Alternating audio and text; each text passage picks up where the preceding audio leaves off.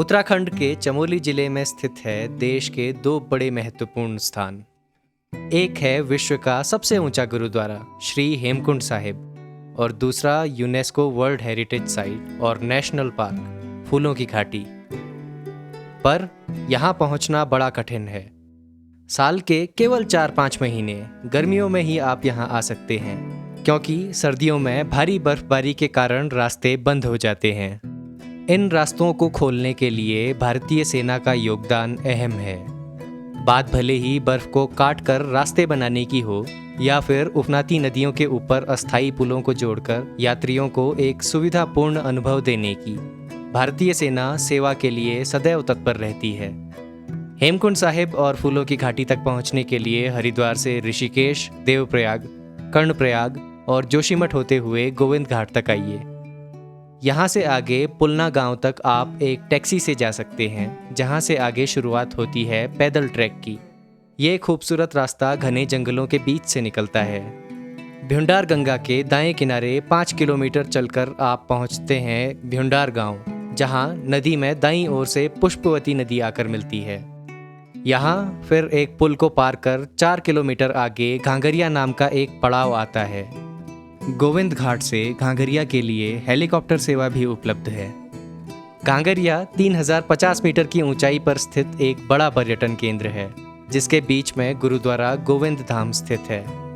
घांगरिया से आगे फूलों की घाटी और हेमकुंड साहिब के रास्ते अलग हो जाते हैं। फूलों की घाटी नदी के साथ ही घाटी में ऊपर की ओर है और बड़ी चढ़ाई के बाद आप खुद को इस धरती पर स्वर्ग में पाते हैं, जहाँ चारों ओर विशाल पर्वतों के बीच खुली घाटी में सैकड़ों प्रकार के फूल खिलते हैं।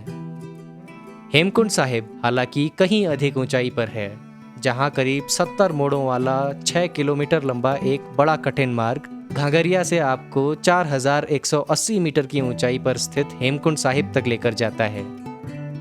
हेमकुंड साहिब के कपाट 25 मई को खुलते हैं, पर इस समय तक बर्फ पूरी तरह से नहीं पिघलती। आप सबको इस यात्रा का जो लाभ है 25 मई से इसलिए मिल जाता है कि जो भारतीय सेना है वो यहाँ आकर के अप्रैल के महीने में पहले इस रास्ते को बर्फ हटा करके आपके लिए बनाती है। 25 मई से पहले पहले इन्होंने इस रास्ते को पूरा तैयार कर दिया जाता है संगत के लिए। बंगाल सैपर्स के हवलदार बाबा मोदन सिंह जी ने हेमकुंड साहिब की खोज की थी। उनकी इसी परंपरा को आगे बढ़ाते हुए हर वर्ष भारतीय सेना की एक टुकड़ी अप्रैल मध्य से ही बर्फ काटकर रास्ता बनाने का कार्य शुरू कर देती है। बर्फ 20-25 फीट तक ऊंची होती है और कहीं कहीं 50 फीट ऊंचे हिमखंड रास्ता रोक देते हैं।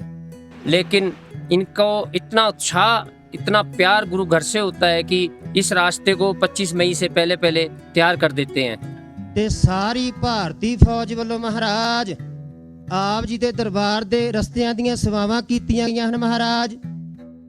5 हफ्ते अथक परिश्रम से सेना ये पूरा मार्ग खोलकर हेमकुंड साहिब और लोकपाल झील को श्रद्धालुओं के लिए खोलती है और आवागमन में उनकी पूरी मदद करती है।